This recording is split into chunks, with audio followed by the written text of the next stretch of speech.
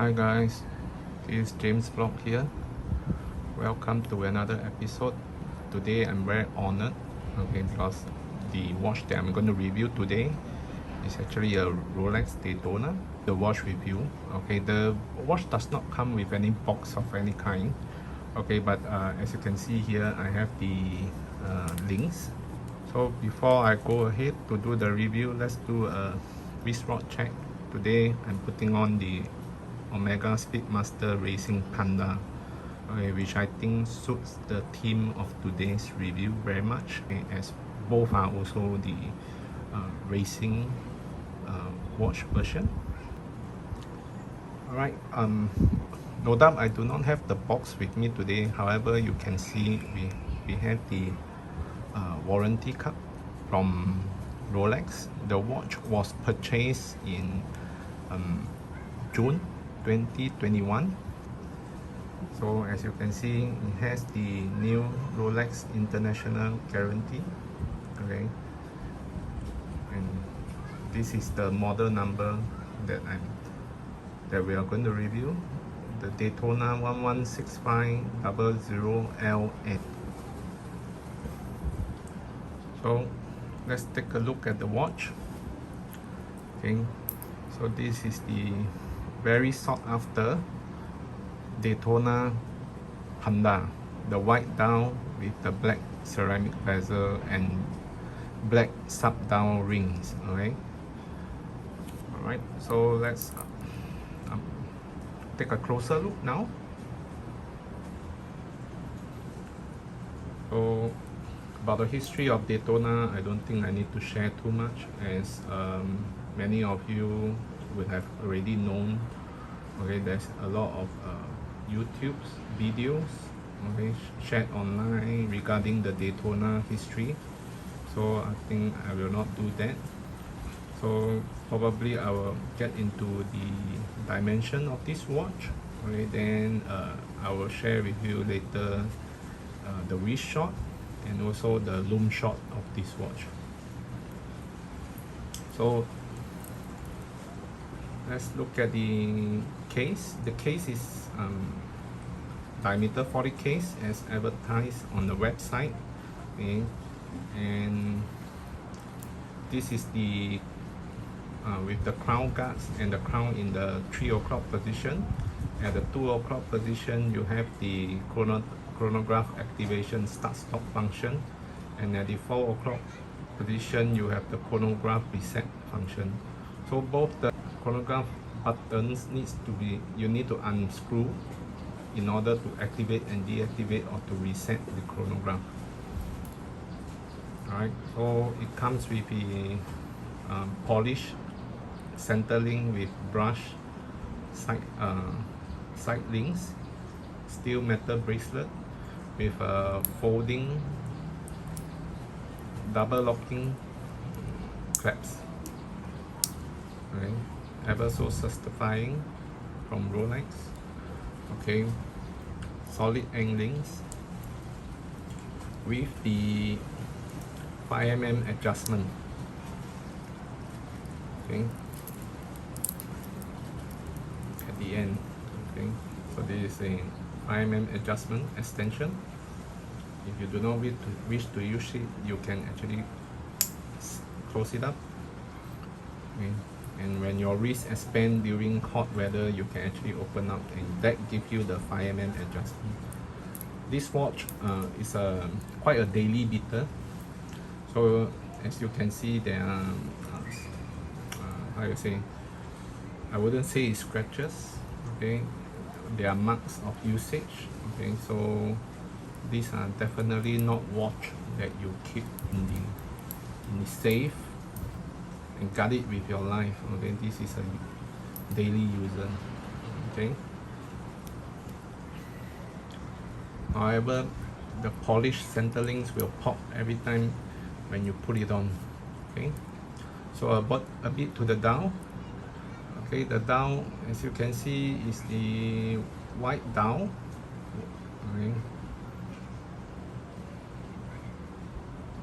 Okay, and the sub dials are white as well with black rings. Okay, so at 3 o'clock you have the minute counter of the chronograph, and at the 9 o'clock you have the hour counter for the chronograph. Okay, at the 6 o'clock position you will have the seconds hand, running seconds hand, which you can see is moving at this moment. Okay, so let me move the hour and minutes hand a bit to let you see the red Daytona wording. This is the craze. Okay, everybody likes this design language. Okay, with the white dial and the black and the red wordings, the Daytona wording, make it so appeasing to the eye. Make it so, how you put it this way, sought after by many collectors. Okay, so you can see over here the word Daytona. All right.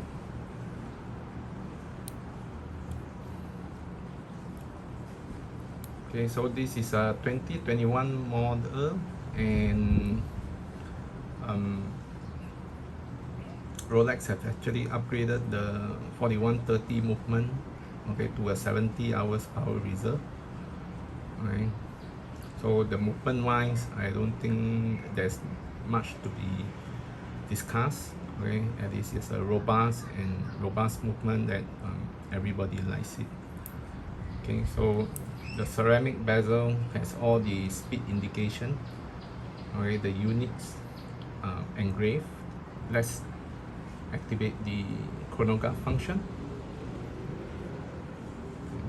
Have a look. In order to activate the chronograph function, you have to unscrew the crowns for the chronograph at the 2 o'clock and 4 o'clock position. Let's take a look at the chronograph function. Now, very smooth movement, swiping movement. So in order to stop the chronograph, you just have to click on it again. Okay? And to restart, you just click on it again, and the movement will start moving. Okay, so you can see the long second hand. This is the chronograph second hand. Okay.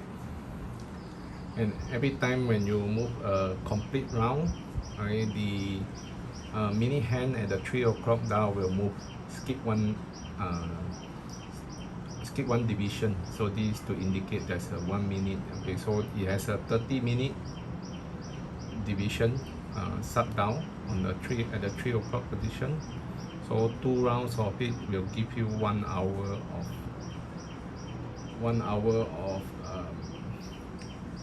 movement at the 9 o'clock down. Okay, so let's see.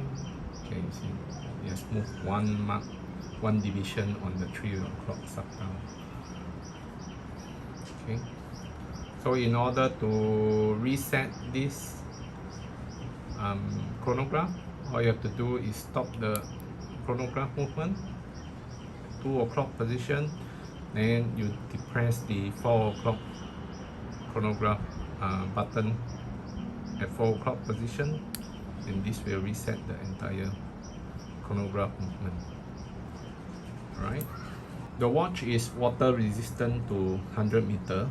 Okay, so however, after using the chronograph, please remember to screw back the chronograph crown, otherwise you're going to lose your 100 meter water resistance. Okay, always bear in mind, do not leave it at the unscrewed position and try to jump into a pool, and the watch will be gone forever. Alright, of course you can get it reserviced by Rolex. Okay, however, that is the biggest mistake anyone wants to do. Okay, what else about this style? The hour indices, the hour markers, the minute markers, and all the hands on the sub dials are all 18K gold, white gold. Okay, inclusive of the Rolex crown in the dial. Okay, so this is a watch that you can put it on, use it daily, okay, for your job function. Okay, and you can put it on in the night when you go out for function. So this is how versatile this watch is. Alright, the only thing is that it does not come with a date function. Okay, so no Daytona comes with any date function, so please take note of this. Okay, if there's any Daytona out there with a date function, then you probably know it's a fake. Alright, so we shall go on to the dimension of the watch. Okay, let me get my trusted vernier caliper and we shall do the measurement of this watch. Bezel diameter at 38.5. I can't really measure the case because of the crowns and the chronograph buttons, so it's quite difficult to measure the case size, but it should be as advertised at 40 mm. Bezel diameter from another position, similarly at 38.5. Case thickness at 13.2 mm. Lug to lug dimension at 46.2. Lug width at 19.85. I will take it as a 20 mm. And tapering down to a 15.5 at the end of the bracelet. Width of the clasp at 17.8 mm or 18 mm to be exact. Let us look at the back of the watch now. Okay, so you have a solid case back, screw down case back. Okay,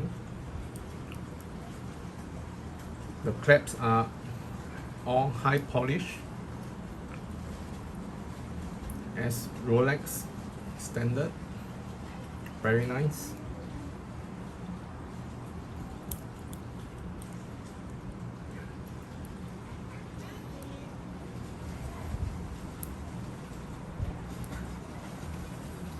Now let us put it on the wrist and see how it looks. So this is how it looks on the wrist. Maybe let me put it a bit further.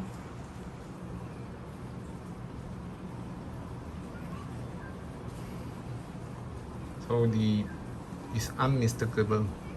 From far, if you look at the 3 sub dial with the black ring and a black bezel with a white dial, it's unmistakable. It's a Rolex Daytona. A very iconic design. Let me put it, how it side by side with the Omega Speedmaster Racing for comparison. As you can see, I have both the Omega Speedmaster Racing and the Rolex Daytona side by side on comparison. The Omega Speedmaster is a 2-counter watch. Okay, so the minute and the hour markers for the chronograph are at the 3 o'clock position, whereas for the Rolex Daytona, the minute counter is on the 3 o'clock position and the hour marker is at the 9 o'clock position. Okay, so the Daytona have the sub-seconds down, the seconds down on sub-down at the 6 o'clock position, whereas the Omega Speedmaster Racing has the second hands sub-down at the 9 o'clock position. Alright, if you look, just looking at the size and the diameter of the watch, you will find that the Omega Speedmaster Racing is relatively bigger. The Omega Speedmaster Racing case diameter is at 44 mm comparing to the Rolex Daytona at 40 mm. So you can see the difference in size. Lug to lug width, I don't think there's much difference. They are quite close to each other. Okay, however, when you put it on the wrist, they don't seem very much different. Okay, as I always mention, the main thing, the case diameter of the watch does have some effect, but a few difference does not make a big impact when you put on the watch on your wrist. The biggest impact will come if the lug to lug width has a very big difference.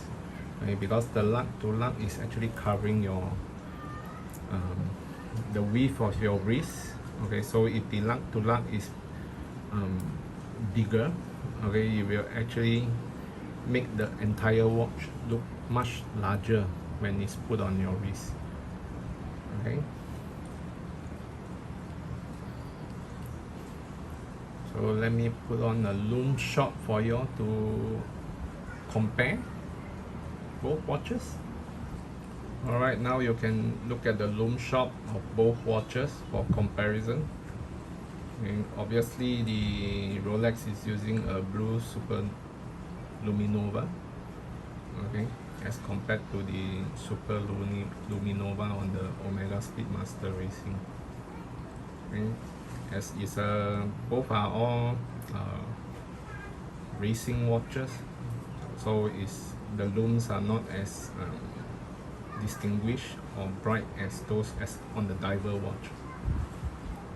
Okay.